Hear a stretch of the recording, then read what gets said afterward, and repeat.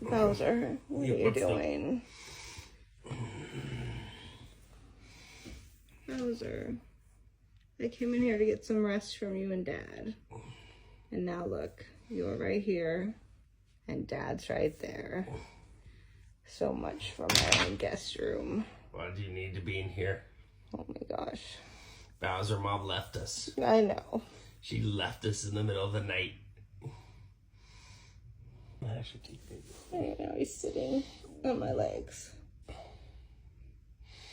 Bowser. Bowsy. No.